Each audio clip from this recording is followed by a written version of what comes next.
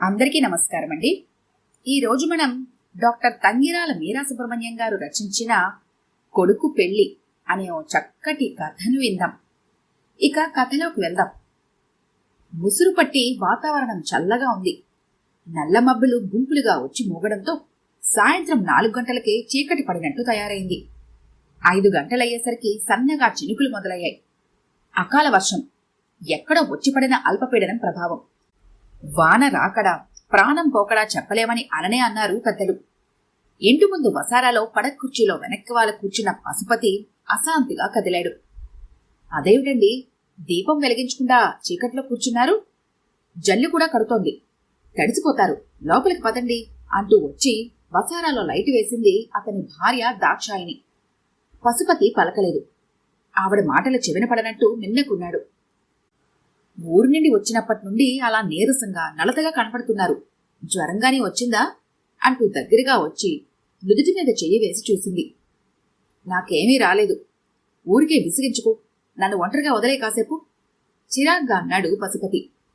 మాట్లాడకుండా లోపలికి వెళ్ళిపోయింది దాక్షాయిని.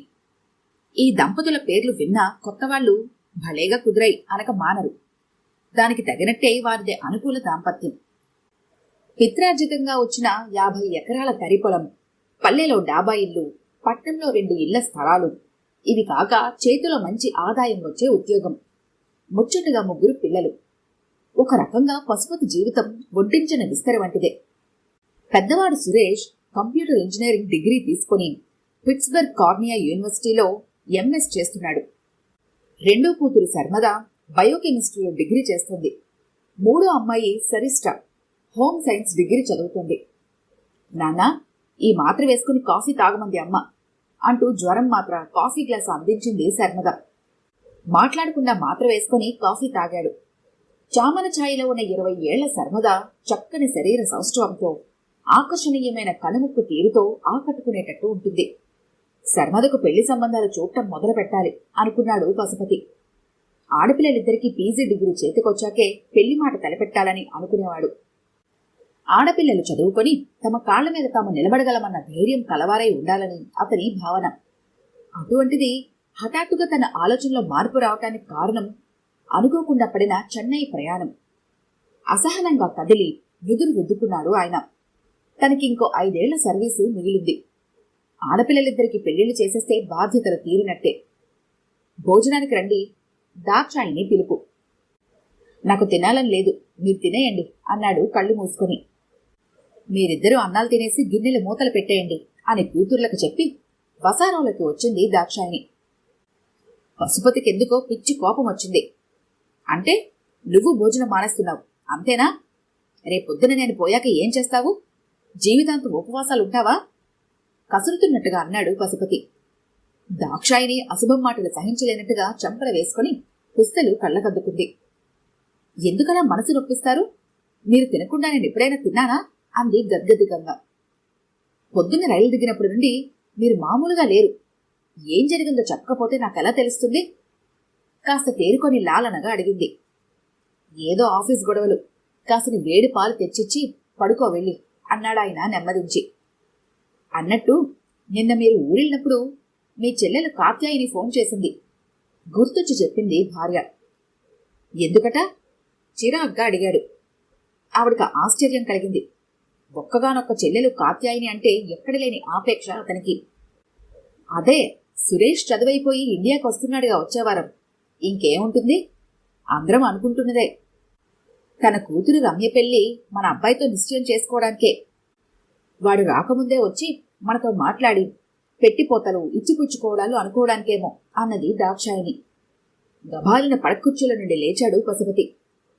ఎవరికి వాళ్ళు ఏదో అనుకుని నిర్ణయాలు తీసుకోవడమేనా? ఏదో చిన్నప్పుడు సరదాగా అనుకుంటే, అది నిశ్చయమైనట్టే ఊహించుకుంటే దాని కర్మ అన్నాడు విసురుగా. దాక్షాయినికి నోట మాట రాలేదు. కాత్యాయని కూతురు రమ్య పున్నమి చంద్రుని లాంటి పిల్ల. వంక పెట్టడానికి వీలులేని అందంతో పాటు చదువు సంస్కారం ఉన్న పిల్ల. పైకి గట్టిగా అనుకోకపోయినా పై సంబంధాలు చూసే ఉద్దేశం అన్నాచెల్లెలిద్దరికీ ఇన్నాళ్లు లేదు. ఎన్నాళ్లుగానో మన వాడి మీద ఆశ పెట్టుకుంది మీ చెల్లెలు. ఇప్పుడు మీరు ఏ కారణం లేకుండా కాదంటే మనసు కష్టపెట్టుకుంటుంది. ఈ ఇంటి ఆడపడుచుని కన్నీరు పెట్టించడం శుభం కాదు పైగా సురేష్కు రమ్యకు కూడా మనసులో ఒకరి పట్ల ఒకరికి అభిమానం ఉంది. నెమ్మదిగా నచ్చచెప్పాలని చూసింది దాక్షాయిని. కారణం లేదని ఎవరన్నారు? మేనరికాలు మంచివి కావని ఈ మధ్యన అందరు డాక్టర్లు అంటున్నారు. చూసావుగా, మీ అన్న కొడుకుకి మీ అక్క కూతుర్నిచ్చి చేస్తే వాళ్లకు పుట్టిన పిల్లలిద్దరిలో ఒకరు మూగా, మరొకడు మందమతి. నీ కొడుకు పిల్లలు అలానే ఉండాలనుకుంటున్నావా? పైగా వాడు మంచి ఉద్యోగంలో చేరి 4 రాళ్లు వెనకేసుకునేదాకా పెళ్లి లంపటంలో దింపను. అన్నాళ్ళు ఆ పిల్లకు పెళ్లి చేయకుండా అట్టి పెడుతుందా? రమ్య చెల్లెళ్ళిద్దరున్నారు వెనకాల. నువ్వు ఈ విషయంలో కల్పించుకోకు. నేను రేపు ఖచ్చితంగా చెప్పేస్తాను కాత్యాయనితో. నిక్కచ్చిగా చెప్పి వెళ్లి పడుకున్నాడు పశుపతి. పొద్దున్నే 8 గంటలకు సురేష్ నుండి ఫోన్ వచ్చింది. అప్పుడు పిట్స్బర్గ్లో 11 గంటలై ఉంటుంది. రాత్రి అనుకుంటూ ఫోన్ తీశాడు పశుపతి. నీకిప్పుడు 23 ఏళ్లు. కనీసం అంటే 6-7 సంవత్సరాల దాకా నీ పెళ్లి గురించి ఆలోచించే పని లేదని అనుకుంటున్నా. మీ పెద్దమ్మ కూతురికి మేనరికం చేస్తే ఎలాంటి పిల్లలు పుట్టారో చూశాక కూడా నువ్వు రమ్య మీద ఆశ పెట్టుకునేంత బుద్ధిహీనుడు అని అనుకోను. ఏమంటావు? తన మనసులో మాట సూటుగా కొడుకుకు చెప్పేశాడు ఆయన. ఆ విషయాలు ఇప్పుడు ఫోన్లో ఎందుకు నాన్నా అన్నాడు సురేష్. రేపు మీ అత్తయ్యకు నీ మీద ఆశలు పెట్టుకోవద్దని చెప్పేస్తున్నాను. అందుకు నాకు 5-6 ఏళ్ల సమయం ఇవ్వరా? ఈలోగా శర్మదా శర్మిష్టల పెళ్లి చేసేస్తాను. ఆ తర్వాత నువ్వెప్పుడు పెళ్లి చేసుకున్న అభ్యంతరం చెప్పను అన్నాడు పశుపతి. దాక్షాయనికేమీ అర్థం కావటం లేదు. కొడుకు సంపాదనలో $1 కూడా ఆశించే మనిషి కాదు భర్త. తమకున్న దానిలో పిల్లల పెళ్లి ఘనంగా చెయ్యగలరు. ఆడపిల్లల పెళ్లిళ్ళయ్యేదాకా కొడుకు పెళ్లి ఎందుకు వాయిదా వేస్తున్నాడో ఆమెకు అగమ్య గోచరంగా ఉంది. ఫోన్ చేయడానికి బదులు స్వయంగా బయలుదేరి వచ్చిన కాత్యాయిని అన్నగారు ఖరాఖండిగా తన మనసులోని మాట చెప్పేసరికి తట్టుకోలేకపోయింది. అన్నయ్య, కొడుకు విదేశాలకు వెళ్లి చదువుకొని స్థిరపడేసరికి నీకు కట్నకానుకల మీద ఆశ పెరిగినట్టుంది. డబ్బుకు మొహం చూసుకోకు. ఇంత కావాలని అడుగు, ఏమీ అనుకోం. అంతేగాని సైన్సు వంకాయ అంటూ సాకులు చెప్పకు అంది నిష్ఠూరంగా. నీ అన్న డబ్బు మనిషి అని నీకు అనిపించడం నా దురదృష్టం. నేను సురేష్ పెళ్లికి కానీ కట్నం తీసుకున్నాడు ఆ మాటను. రమ్యకు మంచి సంబంధం చూసి నేనే పెళ్లి జరిపిస్తాను. నేనెందుకిలా చేశానన్నది ఇప్పుడు నీకు అర్థం కాకపోయినా ఎప్పుడో ఒక రోజు గ్రహిస్తావు అని సంభాషణ ముగించాడు పశుపతి. నా కూతురి పెళ్లి చేయడానికి నీ దయాధర్మాల మీద ఆధారపడే స్థితిలో లేమిలే అన్నయ్య అనేసి వెళ్లిపోయింది కాత్యాయిని. వారం తర్వాత ఇండియా వచ్చిన సురేష్కు తల్లి ద్వారా ఈ విషయాలన్నీ తెలిసాయి. ఏమీ జరగనట్టు ఊరికి వెళ్లి మేనత్తను రమ్యను పలకరించి వచ్చాడు. 3 వారాల తర్వాత ఉద్యోగంలో చేరడానికి వెళ్లిపోయాడు సురేష్. శర్మదా డిగ్రీ పరీక్ష రాయగానే మంచి సంబంధం తీసుకొచ్చి కూతురి పెళ్లి జరిపించాడు పశుపతి. మరో 2 ఏళ్లకి శర్మిష్టకు కూడా పెళ్లి చేసేశాడు. చెల్లెళ్ల పెళ్లికి వారం రోజులు సెలవు మీద వచ్చి వెళ్లిపోయాడు సురేష్. కాత్యాయిని అన్నగారి మీద పంతానికి రమ్యకు విదేశాల్లో ఉన్న వరుడిని వెతికి కుదిర్చి పెళ్లి చేసి పంపింది. పశుపతి ఉద్యోగం నుండి రిటైర్ అయ్యాడు. ఇదిగో అదిగో అంటూ వాడికి 29 ఏళ్లొచ్చాయి. ఎక్కడైనా ఒక మంచి సంబంధం చూసి పెళ్లి చేస్తారా అని సాధించడం మొదలుపెట్టింది దాక్షాయిని. భార్య వైపు నిర్వేదంగా చూశాడు పశుపతి. అలాగే చూద్దాం. వాడికి ఎలాంటి పిల్ల కావాలో కనుక్కో. నా బాధ్యతలు తీరిపోయాయి. ఇక వాడి పెళ్లి జరిపించాయి అన్నాడాయన వేదాంత ధోరణిలో. అదిగో మళ్ళీ ఆ విరుపులెందుకు? జరిపిద్దాము అనకుండా జరిపించేయి అనటంలోనే మీ ఉద్దేశం అర్థమవుతుంది. దేశం కాని దేశంలో ఉన్న పిల్లాడు ఏ ఆకర్షణకు లొంగిపోతాడని భయపడి చిన్న వయసులోనే పెళ్లి చేసే తల్లిదండ్రులను చూశాం కానీ 30 ఏళ్ల ముదురు బ్రహ్మచారిగా తయారై కొడుకు పెళ్లి గురించి మీలాగా పట్టించుకొని తండ్రి మాత్రం ఉండడు అన్నదావిడ ఉక్రోషంతో. ఈ 6 ఏళ్లలో భర్త ధోరణిలో మార్పు ఆమెకు మనస్తాపాన్ని కలిగిస్తోంది. ఇది వరకటిలా ఇంట్లో జరిగే ప్రతి విషయం మీద శ్రద్ధ పెట్టడం మానేశాడు. కూతుళ్లతోనే కాదు, భార్యతో కూడా ముభావంగా అంటి ముట్టనట్టు ఉంటున్నాడు. అలాగని వాళ్ళకే లోటు రానివ్వటం లేదు. గుళ్ళు గోపురాలు తిరగటం, పురాణ ప్రవచనాలు వినటం అంటే సరిపోని మనిషి ఈ 5-6 ఏళ్లలో బోలెడు పుణ్యక్షేత్రాలు తిరిగాడు భార్యా పిల్లలతో సహా. రిటైర్ అయిన తర్వాత రోజు సాయంత్రాలు రామకృష్ణ మఠంకి వెళ్లి అక్కడ ఉపన్యాసాలు విని రావటం అలవాటు చేసుకున్నాడు. డబ్బు ఖర్చు, రాబడి, లెక్కలు వంటివి పూర్తిగా భార్యకే వదిలేశాడు. 2వ అమ్మాయి శర్మిష్ట పెళ్లి అయిపోగానే ఆస్తి పంపకాలు చేసేశాడు. 3 పిల్లలకు, భార్యకు 4 భాగాలు చేసి రాసేశాడు. తన పేరిట తన పెన్షన్ తప్ప మరేమీ పెట్టుకోలేదు. నా పేరిట ఆస్తి రాయడం ఎందుకు? నేనున్నన్నాళ్లు తిండి పెట్టి ముత్తైదుగా సాగనంపండి చాలు అంది దాక్షాయిని అడ్డుపడి.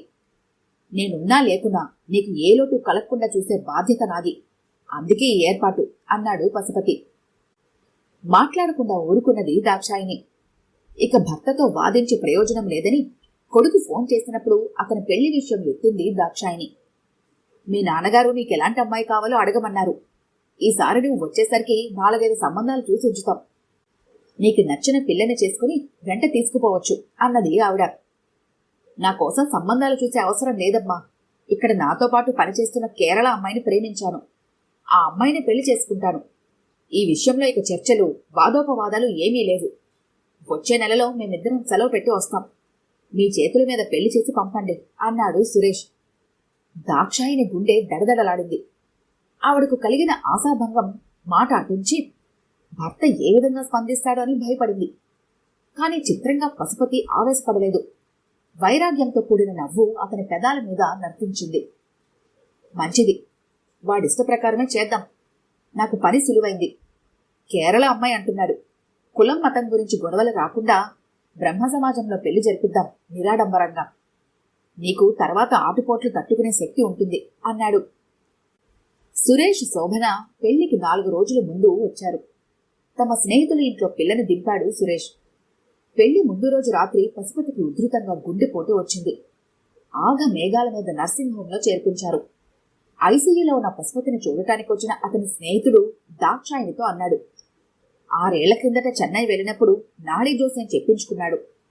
పశుపతికి సంబంధించిన ప్రతి ఒక్క విషయం సరిగ్గా చెప్పారు వాళ్ళు. తల్లిదండ్రులు, పుట్టిన తేదీ, ఊరు, భార్య, పిల్లలు, అక్క చెల్లెళ్ళు, అన్నదమ్ములు, ఇంట్లో జరిగిన చావు పుట్టుకలు అన్నీ దూచా తప్పకుండా జరిగినవి జరిగినట్టు చెప్పారు. అప్పుడే పశుపతికి చెప్పారు వాళ్ళు, ఉన్న ఒక్క కొడుకు పెళ్లి చేసే యోగం లేదని. అలాగే జరుగుతుంది అంటూ కళ్ళనీళ్లు పెట్టుకున్నాడు. వాడి పెళ్లి ఆపకు, నాకేం జరిగినా శుభకార్యం వాయిదా వేయకు. పాపం, నా మూలాన్ని ఇప్పటికే వాడి పెళ్లి ఆలస్యం చేశాను. ఆడపిల్లల బాధ్యత నీ మీద ఉండకూడదని అలా చేశాను. తన చెయ్యి పట్టుకుని కళ్ళనీళ్లు పెట్టుకుంటున్న భార్యతో చెప్పాడు పశుపతి. మర్నాడు తెల్లవారుజామున అతడు ఆఖరి శ్వాస తీసుకున్నాడు.